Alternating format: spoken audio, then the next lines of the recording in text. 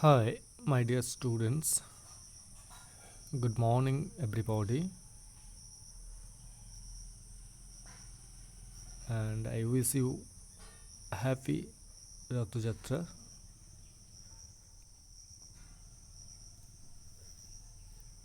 Student, in our previous class, we discussed about the properties of the water and different chemical composition and other thing. But in this class, we will discuss as water chemistry 2, that is another part. Uh, I want to discuss about the hardness of water and water treatment. So, hardness of water is again a very important part of the water chemistry, and water treatment is ultimately very important for the water because for our potable water or for drinking water we always not get a good water. So in that case water treatment is very essential. And if we consider the hard water, then again the purification and treatment is required to reuse this hard water, because we cannot directly use the hard water in our industry and other any purpose. So student, you have already uh,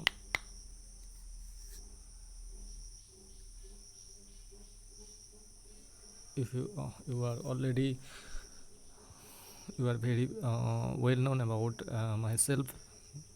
I am Dr. Vishwajit Gain, assistant professor, department of chemistry, Dr. Sudip Chandrasur, Institute of Technology and Sports Complex. So student, first I want to discuss about the hardness of water. In my previous class I have already told you what is hard water. Hard water is the water which contain the salt of calcium and magnesium and its corresponding anion, that is bicarbonate, chloride and sulfate. So if the calcium chloride, magnesium chloride present in the water, then we will define or we will say uh, that this water is hard water. Now this hard water will be of two types. One is temporary hardness. Temporary hardness, that is very easily this hardness can be removed, and it is mainly the salt of bicarbonate. So if we boil it, then it will the hardness will be disappeared. Now another thing is the permanent hardness. So this is somewhat difficult to remove the hardness of the water. So in that case chloride and sulfate salt are responsible for the permanent hardness. So again student, there are two type of hardness. One is the temporary, another is the permanent, and we are mainly concerned about the permanent hardness. Now first of all, how will we check or how will say that this is hard water? So first of all,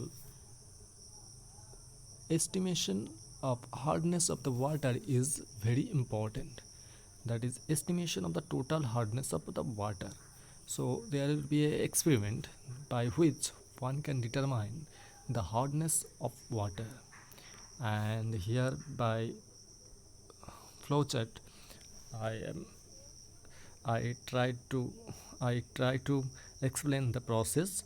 And to estimate the total hardness of the water, we generally use EDTA method. Please note it.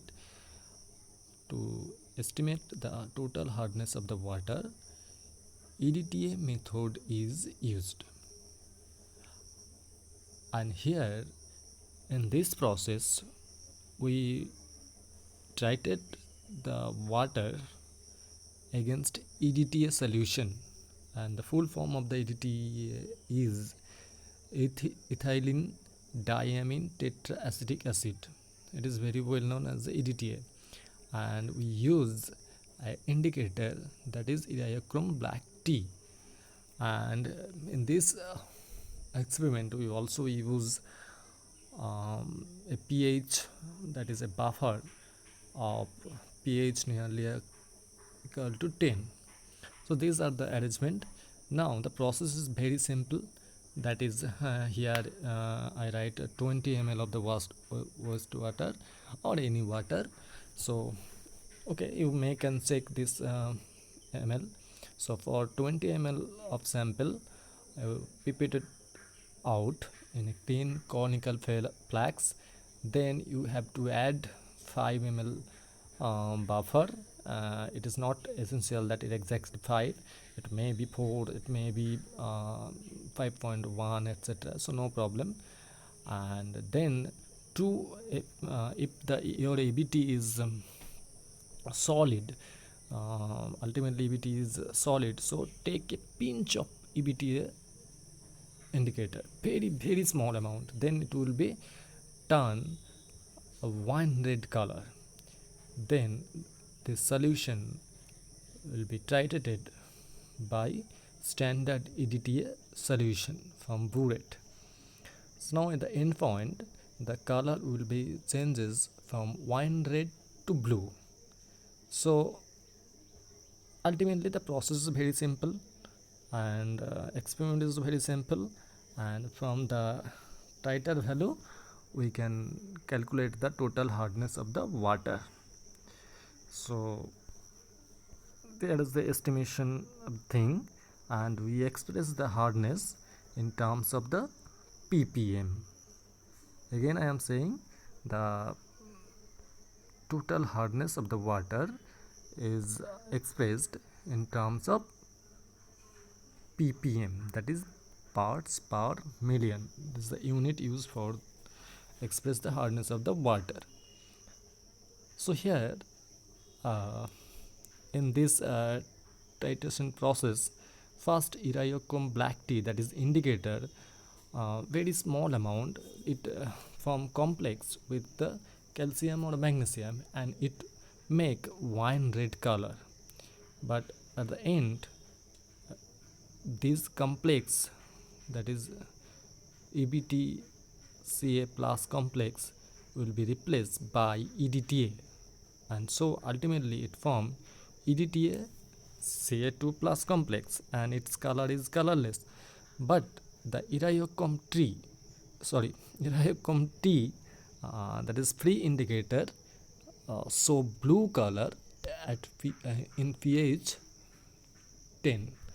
So ultimately we are getting a color wine red due to the complex of the EBT and calcium or magnesium, and blue color is obtained due to the free indicator, because the calcium EDTA complex is more stable than EBT calcium complex. So I think all things are very clear. So yes, this is a problem where it so that the permanent hardness is 100 ppm and total hardness is 300 ppm. So temporary hardness is 200 ppm. Now the hardness of the water in generally expressed in terms of the calcium carbonate equivalent, because it will be standard, because if someone expressed in magnesium chloride with respect to the magnesium chloride, and other one expressed in the other equivalent, but standard and internationally it was maintained that the total hardness of the water should be expressed with respect to the calcium carbonate equivalent, that is all the salt present like as a calcium carbonate, so that the universally or in the internationally one can get a same data, and then by using the data we can check or conclude the quality of the water. So here the calcium ion and is water quality or the hardness. So here again I am saying that it is calcium carbonate equivalent, that's why here I write calcium 2 plus. So don't worry that there is no magnesium or other thing, we are only considered the calcium. No, the magnesium and other salt are considered as a calcium, so total hardness. So if the calcium carbonate is equivalent and the hardness is 0 to 43, then it is called soft water. Now below 150 it is called slightly hard, below 50. Now below 300 moderately hard, but above 300 it is hard, and above 450 it is very hard. So this type of the water cannot be used for any purpose, and even 300 450 is also not used, but for, up to 150 you can use the water. So estimation of the permanent hardness. So first we have calculate or estimate the total hardness. Now estimation of the permanent hardness. So permanent, basically here we take the same sample and then we will boil it, and when boil, so the bicarbonate salt will be broken down and it will be disappeared, and then remove the precipitate form due to the composition of the temporary hardness produced salt, filter it to remove and make a 100 ml standard measuring and then follow another. So ultimately estimation of the temporary hardness, temporary, or you may consent total hardness is equal to temporary hardness plus permanent hardness. So if we get one data, then two data, then we can very easily estimate the another data. So now the another parameter, that is alkalinity. Alkalinity is the measure of the acid neutralizing capacity of a water sample. So again I am saying acid neutralizing capacity of water sample. Sample measure the amount of the standard acid needed to lower the pH. So here the amount of the amount of the acid is required to obviously standard acid to lower the pH. Now the pH will be defined for the different cases, and it will be very important the parameter. So now first one is the phenolphthalein alkalinity. Phenolphthalein alkalinity is present only when free carbon dioxide is absent, and therefore exist only when pH exceed 8.3, because phenolphthalein change its color nearly about pH 8.3. So very easily the alkalinity can be measured, and it is basically acid base titration. So you in this case you use 0.2 normal sulfuric acid, and then pipette out 10 ml of the sample water, add phenolphthalein, then titrate with the standard 0.2 normal sulfuric acid solution. The pink color will be disappeared. So note that the titer value x, the value is used to calculating phenolphthalein alkalinity. It is a particular parameter. Now the same solution in the conical flask, add few drops of the mix indicator, methyl orange, methyl red, etc. The color of the solution turns to blue. Then they continue the titration and the solution become red. The entire volume Y sulfuric acid noted is to be accountable to calculate the total alkalinity. that is basically pH is ranges to 4.5. So the following, if I maintain the following reaction, so if the OH is present, then it will be converted to the water, and if it is the carbonate present, then it is become bicarbonate. Now in the below pH, lower pH, then bicarbonate again add to the hydrogen and it form carbonic acid. So these are the thing or measure the alkalinity. So calculation of the phenolphthalein alkalinity, there's some expression, there will be some problem, and there's I want to discuss very important thing, that is the treatment of the water. So before I discuss about the treatment of the water, I want to say some term that is responsible with bad water, that is turbidity. Turbidity is responsible for the particle present in the particle or others matter present in the water, and chemicals, obviously different chemicals present in the water, so you have to remove that. Then pathogenic contamination. Pathogenic contamination means bacteria, virus and other things are present, which can be not good for our health. So these 3 point is very important, that is first one is the turbidity, second one is the chemicals, and last one is the pathogenic contamination waters. So we want to remove these 3 things from the water. So here in this slide it tells us about the source of the water, and depending on the source of the water, the turbidity, then the chemicals present, and the pathogenic problem will be defined. So now, that is impurities in water. So dissolved impurities. So yes, there will be presence of the dissolved impurities, that is defined kind of the salt, carbonate, bicarbonate, magnesium, iron, dissolved gases, etc. Now suspended impurity. If in the water, yes, it is possible some organic compound is present, an organic compound that is basically oil and vegetable and animal matter, so that can create a problem in the water. Now colloidal impurities. So if the particle are finely divided, then it make a colloid the water, like silica, clay, organic waste and amino acid, so this will get problem. And microorganism, that is fungus, bacteria, virus, etc. So method of the removal of the impurities.